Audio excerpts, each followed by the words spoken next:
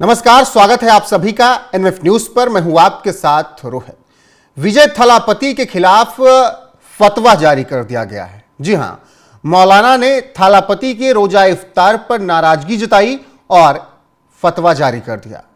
दरअसल तमिलनाडु की राजनीति में धमाकेदार तरीके से एंट्री की विजय थलापति ने और इसके बाद वो हिंदी का मुद्दा उठाकर अपनी राजनीति चमकाने की कोशिश कर रहे हैं और बीजेपी को सीधे चैलेंज कर रहे हैं, स्टालिन को चैलेंज कर रहे हैं। इस दौरान अभी हाल फिलहाल में जब रमजान था तो विजय थलापति ने रोजा इफ्तार दिया। अब इफ्तार पार्टी में तमाम मुस्लिम पहुंचे, तमाम इमाम पहुंचे, तमाम मौलवी और मौलाना पहुंचे। इफ्तार पार्टी के बाद से ही विजय थलापति के खिलाफ मौलानाओं ने बातें शुरू कर दी थी, क्योंकि उन पर आरोप लगे कि आपने पता नहीं कहां से मौलाना मौलवी बुला लिए, शराबी बुला लिए, आपने ऐसे लोगों को बुला लिए जिनको रमजान से मतलब नहीं है और इससे मुस्लिमों की धार्मिक भावनाएं आहत हुई हैं। अब ऐसे में मौलाना शहाबुद्दीन रिजवी बरेलवी, जिन्हें आप अच्छे से पहचानते हो क्योंकि हर मुद्दे पर इनका बयान आ ही जाता है और फतवे ये लगातार इस तरीके से जारी करते रहते हैं, अब उन्होंने विजय थलापति पर फतवा जारी कर दिया है और कहा है कि जो भी इफ्तार पार्टी उन्होंने दी वो ठीक नहीं थी। इसके अलावा उन्होंने ये भी कहा कि जब फिल्में बनाया करते थे विजय थलापति तो मुस्लिमों को उसमें गलत दिखाया करते थे और अब वो अपनी राजनीति चमकाने के लिए मुस्लिमों के हमदर्द बनते हुए घूम रहे हैं। सुनिए मौलाना शहाबुद्दीन रिजवी क्या कुछ कह रहे हैं। तमिलनाडु की एक मशहूर शख्सियत है जिनका नाम विजय थलापति है। उन्होंने टीवी के नाम से एक पार्टी बनाई है और अब वो फिल्मी दुनिया से हट करके वो राजनीति में आना चाहते हैं। उनकी जो पृष्ठभूमि है, उनका जो तारीखी पस मंजर है, वो पस मंजर मुस्लिम मुखालिफ है। उन्होंने फिल्मी दुनिया में रहते हुए अपने कई फिल्मों में मुसलमानों को आतंकवादी के शक्ल में पेश किया, मुसलमानों को शैतान के रूप में पेश किया और यानी मुसलमानों को बदनाम करने के लिए उन्होंने तरह तरह की कोशिशें की हैं।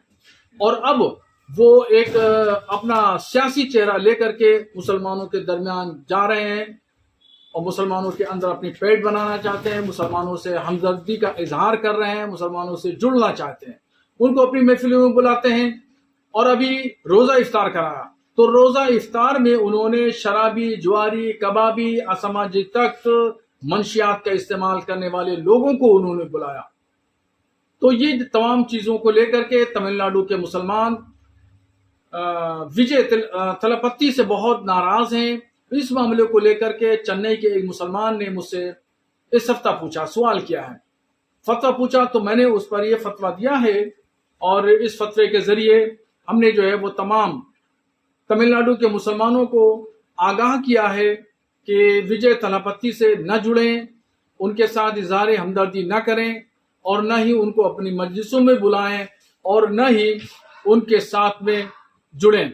इसलिए जिस शख्स का मुस्लिम मुखालिफ चेहरा हो, इस्लाम की तस्वीर को मस्क करके पेश कर रहा हो, तो कतई जरूरत नहीं है कि मुसलमान ऐसे शख्स के साथ जुड़ें, ऐसे लोगों के साथ बिल्कुल सहयोग न करें और विजय थलापति पे बिल्कुल भरोसा न करें और बहुत सोच समझ करके अपना फैसला करें।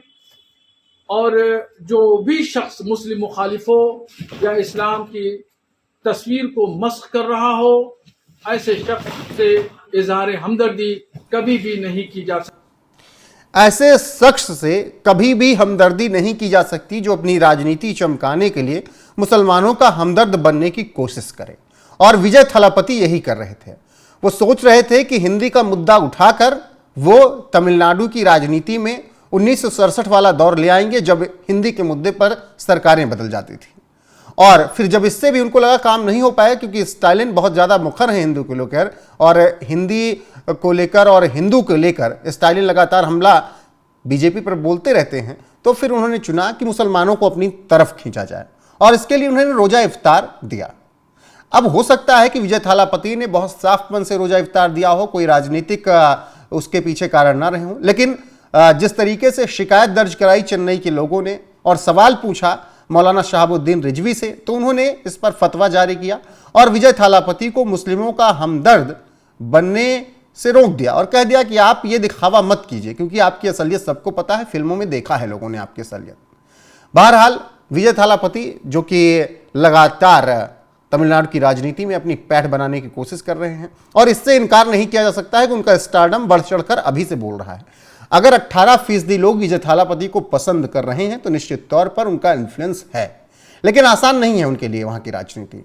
अब भले ही तमिलनाडु में बीजेपी के अध्यक्ष अन्नामलाई ना हो, लेकिन उनका काम उसी तरीके से चलता रहेगा और वो विजय थालापति को वैसे ही जवाब देते रहेंगे जैसे पहले दे रहे थे। स्टालिन से भी उनको वही लड़ाई लड़नी है विजय थालापति को, तो अपने को स्थापित करने के लिए विजय थालापति को बहुत मेहनत करनी है और इस तरीके के भी काम बंद करने पड़ेंगे जिससे उनकी पार्टी पर निगेटिव इफेक्ट पड़े, उन पर निगेटिव इफेक्ट पड़े।